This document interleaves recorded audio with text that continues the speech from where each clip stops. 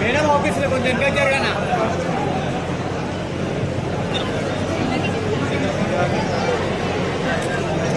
అరే ఆ ఫోటో పంపినా ఓకే సార్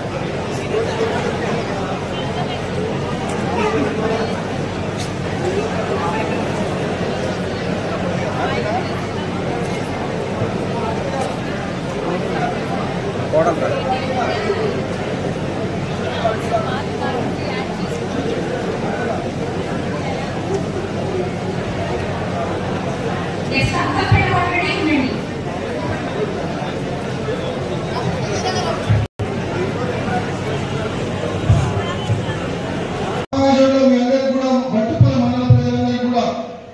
ముఖ్యంగా చేనేత కార్మిక సోదరులకు ఈ ప్రభుత్వం అండగా ఉంటుంది. గతంలో మాదిరిగా ఇప్పుడు రుణమాఫీ చేసినాం, ఇంకో ఎన్నో పథకాలు తీసుకొస్తున్నాం.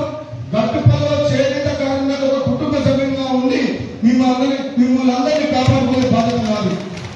నేను మాటిస్తున్నా, నా రాజకీయ ప్రస్థానం మొదలైంది చేనేత కార్మికులు గట్టుపల్లి మండలంలో ఒక పద్మశాలి కుటుంబంలో నిరుపేద కుటుంబం ఆత్మహత్య చేసుకుంటే ఆర్థిక సాయం స్టార్ట్ అయితే వైఎస్ రాజశేఖర్ గారు ఒప్పించి ఎంపీ రాకముందుకు 380 కోట్ల రూపాయలు రాష్ట్ర వ్యాప్తంగా చేనేత కార్మికుల సొసైటీలకు రుణాలను మాఫీ చేయించారు. అది మీ అందరికి గుర్తుందా లేదా?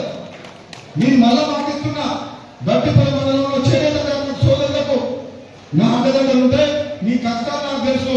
ప్రభుత్వంతో కొట్టడానికి తప్పకుండా మీకు అన్ని విధాలుగా కాపాడుతామని ఇప్పుడు నేను మాటిస్తున్నా.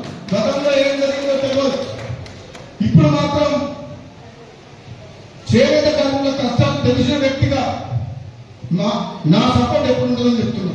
అదేవిధంగా ఈ మండలంలో రోడ్లు కానీ కరెంట్ కానీ ఏ సమస్యలున్నా మనం రాబోయే రోజుల్లో మన ప్రభుత్వం ఉంది కాబట్టి డెవలప్ చేస్తామని చెప్తున్నా. మీ ఆశీర్వాదం కూడా కాంగ్రెస్ పార్టీ మీద ఉండాలి. ఎందుకంటే తెలంగాణ ఇచ్చిన పార్టీ కాంగ్రెస్ పార్టీ, ఇది పేదల పార్టీ. ఎన్ని కష్టాలున్నా, ఎన్ని అప్పులున్నా, ఎంత ఆర్థిక సంక్షేమం ఉన్నా గత ప్రభుత్వం సర్వనాశనం చేసిపోయినా కాంగ్రెస్ పార్టీ మాత్రం ఇచ్చిన మాట ప్రకారం మీకోసం మహిళలకు ఉచిత బస్సు తీసుకొచ్చింది, పేదల కోసం 200 యూనిట్ల కరెంట్ ఇచ్చింది, అదేవిధంగా సన్నబియ్యం కార్యక్రమం స్టార్ట్ చేసింది, అదేవిధంగా ఇప్పుడు రేషన్ కార్డు ఇస్తుంది అభివృద్ధులకు, రాబోయే రోజుల్లో పెన్షన్ కూడా ఇస్తుంది.